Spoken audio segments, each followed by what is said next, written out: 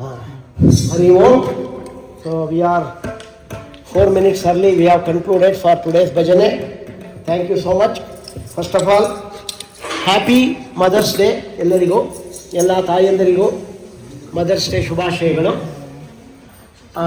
ಇವತ್ತಿನ ದಿನ ನಮ್ಮಲ್ಲಿ ಒಬ್ಬರು ವಿಶೇಷವಾಗತಕ್ಕಂಥ ಅತಿಥಿಗಳಿದ್ದಾರೆ. ಅವರು ಚೈತ್ರ ಅವರ ತಂದೆ. ಸೊ ಅವರು ಈಗ ತಾನೇ ನಿಮಗೆಲ್ಲ ಗೊತ್ತಿರ್ಬೋದು, ನೀವು ವಿಪ್ರ ವೃಂದದಲ್ಲಿ ನಾನು ಮೆಸೇಜ್ ಹಾಕಿದ್ವಿ. ಅವರ ತಂದೆಗೆ ಹರಿದಾಸ ಸಾಹಿತ್ಯಕ್ಕೆ ಅವರಿಗೆ ಒಂದು ಸನ್ಮಾನವಾಗಿದೆ. ಸೊ ಅವರು ನಮ್ಮೆಲ್ಲರಿಗೂ ಅವರು ಇಲ್ಲಿರ್ತಕ್ಕಂಥದ್ದು ನಮ್ಮೆಲ್ಲರ ಸೌಭಾಗ್ಯ. ಸೊ ದಯವಿಟ್ಟು ಮುಂದೆ ಬನ್ನಿ. ಇಲ್ಲಿ ನಾನು ಅವ್ರ ಬಗ್ಗೆ ಏನಿದೆ ಅನ್ನೋದನ್ನು ನಾನು ಓದ್ತೀನಿ. ಒಳ್ಳೆ ಚೈತ್ರ ದಯವಿಟ್ಟು ಎಲ್ಲರೂ ಕೇಳಿ. ಶ್ರೀ ಸುರೇಶ್ ಹುಲಿಕೋಟೆ ರಾವ್ ಅವರ ಪರಿಚಯ. ನಮ್ಮ ಸಾಂಸ್ಕೃತಿಕ ನಗರಿ ಮೈಸೂರಿನ ಹೆಮ್ಮೆಯ ಪುತ್ರರಾದ ಶ್ರೀ ಸುರೇಶ್ ಹುಲಿಕಟ್ಟಿ ರಾವ್ ಅವರನ್ನು ಪರಿಚಯಿಸುವುದು ಅವರಿಗೆ ಹೆಮ್ಮೆಯ ವಿಷಯ. ಮೂಲತಃ ಮೈಸೂರಿನವರಾದ ಇವರು 2009ರಿಂದ ಮೈಸೂರಿನಲ್ಲಿಯೇ ಕಾಯಂ ನಿವಾಸಿಯಾಗಿದ್ದಾರೆ. ಇವರ ಜೀವನವು ವೃತ್ತಿಪರ ದಕ್ಷತೆ ಮತ್ತು ಆಧ್ಯಾತ್ಮಿಕ ಅನ್ವೇಷಣೆಯ ಒಂದು ಅಪೂರ್ವ ಸಂಗಮವಾಗಿದೆ. ಇವರು ಪರಮ ಪೂಜ್ಯ ಉತ್ತರಾದಿಮಠದ ಪೀಠಾಧಿಪತಿಗಳಾಗಿದ್ದ ಶ್ರೀ ಸತ್ಯಧೀರ ತೀರ್ಥರು ಹಾಗೂ ಜ್ಞಾನ ನಿಧಿಗಳಾದ ಶ್ರೀ ಸತ್ಯಧ್ಯಾನ ತೀರ್ಥರ ಪರಂಪರೆಯ ಕೊರಳಹಳ್ಳಿ ಕುಟುಂಬದ ಕುಡಿಗಳು ಎಂಬುದು ನಮ್ಮೆಲ್ಲರಿಗೂ ಹೆಮ್ಮೆಯ ವಿಷಯ. ವಾಣಿಜ್ಯ ಶಾಸ್ತ್ರದಲ್ಲಿ ಸ್ನಾತಕೋತ್ತರ ಪದವಿ ಮತ್ತು ಬ್ಯಾಂಕಿಂಗ್ ಕ್ಷೇತ್ರದಲ್ಲಿ CA LLB ಪದವಿ ಪಡೆದು ಇವರು ಕಾರ್ಪೊರೇಷನ್ ಬ್ಯಾಂಕಿನಲ್ಲಿ ಸುಮಾರು 30 ವರ್ಷಗಳ ಕಾಲ ಸುದೀರ್ಘ ಸೇವೆ ಸಲ್ಲಿಸಿ 2007ರಲ್ಲಿ ಸೀನಿಯರ್ ಮ್ಯಾನೇಜರ್ ಆಗಿ ತಮ್ಮ 49ನೇ ವಯಸ್ಸಿನಲ್ಲಿಯೇ ಸ್ವಯಂ ನಿವೃತ್ತಿ ಪಡೆದರು. ಭಾರತದಲ್ಲಿ 2017ರ ಸುಮಾರಿನಲ್ಲಿ ಸ್ಮಾರ್ಟ್ ಫೋನ್ಗಳ ಬಳಕೆ ಕ್ರಾಂತಿಕಾರಕವಾಗಿ ಹೆಚ್ಚಾದಾಗ ಆಧುನಿಕ ತಂತ್ರಜ್ಞಾನದ ಮೂಲಕ ನಮ್ಮ ಸನಾತನ ಧರ್ಮದ ವಿಚಾರಧಾರೆಗಳನ್ನು ಮತ್ತು ಅಂಕಿತಬದ್ಧ ಹರಿದಾಸನ ದೇವರ ನಾಮಗಳನ್ನು ಡಿಜಿಟಲ್ ಮಾಧ್ಯಮದಲ್ಲಿ ಅಳವಡಿಸಿ ಜಗತ್ತಿನ ಯಾವುದೇ ಮೂಲೆಯಲ್ಲಿರುವ ಹಿಂದೂ ಬಾಂಧವರಿಗೆ ಅವು ಸುಲಭವಾಗಿ ಲಭ್ಯವಾಗುವಂತೆ ಮಾಡಬೇಕೆಂಬ ಇವರ ಸಂಕಲ್ಪದ ಫಲವಾಗಿಯೇ 3 ಬ್ಲಾಗ್ಗಳು ಜನ್ಮ ತಾಳಿದವು. ಇವರ ರಾವ್ ಕಲೆಕ್ಷನ್ ಸಾಂಗ್ಸ್ .blogspot.com ಎಂಬ ತಾಣವು ಇಂದು ಹರಿದಾಸ ಸಾಹಿತ್ಯದ ಒಂದು ಬೃಹತ್ ಡಿಜಿಟಲ್ ಭಂಡಾರವಾಗಿದೆ. ಇದರಲ್ಲಿ ಸುಮಾರು 13,000 ಅಂಕಿತಬದ್ಧ ದೇವರ ನಾಮಗಳು ಹಾಗೂ 500ಕ್ಕೂ ಹೆಚ್ಚು ಸುಳಾದಿಗಳು ಸೇರಿದಂತೆ 4,000ಕ್ಕೂ ಅಧಿಕ ಆಡಿಯೋಗಳು, ದಿನನಿತ್ಯ 3,000ಕ್ಕೂ ಅಧಿಕ ಹಾಗೂ ವಾರಾಂತ್ಯದಲ್ಲಿ ಸುಮಾರು 5,000ಕ್ಕೂ ಹೆಚ್ಚು ಸಂಗೀತಾಭಿಮಾನಿಗಳು ಈ ತಾಣದ ಪ್ರಯೋಜನ ಪಡೆಯುತ್ತಿರುವುದು ಇವರ ನಿರಂತರ ಜ್ಞಾನ ದಾಸೋಹಕ್ಕೆ ಸಾಕ್ಷಿಯಾಗಿದೆ. ಇದರ ಜೊತೆಗೆ ಮಧ್ವಯತಿ blogspot.com ಮೂಲಕ 700ಕ್ಕೂ ಹೆಚ್ಚು ಮಧ್ವಯತಿಗಳ ಹಾಗೂ 200ಕ್ಕೂ ಹೆಚ್ಚು ಹರಿದಾಸರ ಜೀವನ ಚರಿತ್ರೆ ಮತ್ತು ಆರಾಧನಾ ಕಾಲಗಳ ಮಾಹಿತಿಗಳನ್ನು ಸಂರಕ್ಷಿಸಿದ್ದಾರೆ. ಇನ್ನು ರಾವ್ ಕಲೆಕ್ಷನ್ಸ್ .blogspot.com ಬ್ಲಾಗ್ ಮೂಲಕ ಸನಾತನ ಧರ್ಮದ ಹಬ್ಬ ಹರಿದಿನಗಳ ಬಗ್ಗೆ ದೀರ್ಘ ಮಾಹಿತಿ ಹಾಗೂ ಹಿಂದೂ ಧರ್ಮದ ಆಚರಣಾ ವಿಧಾನಗಳು ಮತ್ತು ಆಚಾರ ವಿಚಾರಗಳನ್ನು ಜನಸಾಮಾನ್ಯರಿಗೆ ತಲುಪಿಸುತ್ತಿದ್ದಾರೆ.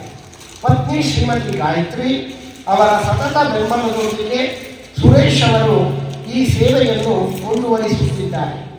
ಇವರಿಗೆ 2 ಪುತ್ರಿಯರು, ಅದೆಲ್ಲ ನಿಮ್ಗೆ ಗೊತ್ತಿರ್ತಕ್ಕಂಥದ್ದೇ. ಸೊ ಗೊತ್ತಾಗ್ತಿದೆಯಲ್ಲ ಚೈತ್ರ ಯಾಕೆ ಈ ರೀತಿ ಹಾಡು ಹೇಳ್ತಾಳೆ ಅನ್ನೋದು ಇಟ್ಸ್ ಕಮಿಂಗ್ ಫ್ರಮ್ ದೆಮ್. ಹರಿದಾಸ ಸಾಹಿತ್ಯದ ಈ ಅಮೃತವು ಮುಂದಿನ ಪೀಳಿಗೆಯ ಪ್ರತಿಯೊಬ್ಬ ಭಕ್ತನಿಗೂ ಅವರ ಬೆರಳ ತುದಿಯಲ್ಲಿ ಸದಾ ಲಭ್ಯವಿರುವಂತೆ ಹಾಗೂ ಚೈತನ್ಯದಾಯಕವಾಗಿರುವಂತೆ ಇವರು ಖಚಿತಪಡಿಸಿದ್ದಾರೆ. ಎಲ್ಲರೂ let's give a round of applause.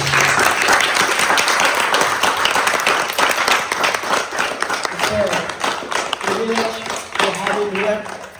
And ನಮ್ಮ ಚೈತ್ರ ಅವರ ತಂದೆ ಆಗಿರ್ತಕ್ಕಂಥವ್ರು ಇಷ್ಟು ಅವರು ಅಚೀವ್ ಮಾಡಿದ್ದಾರೆ.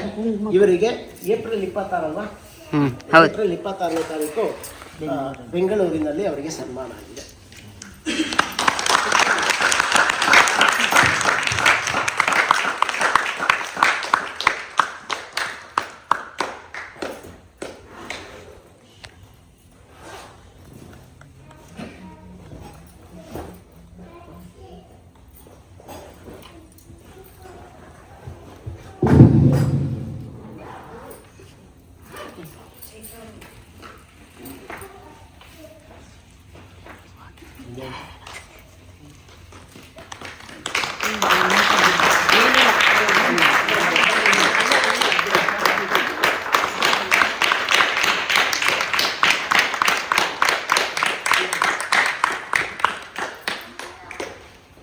ನಮಸ್ಕಾರ.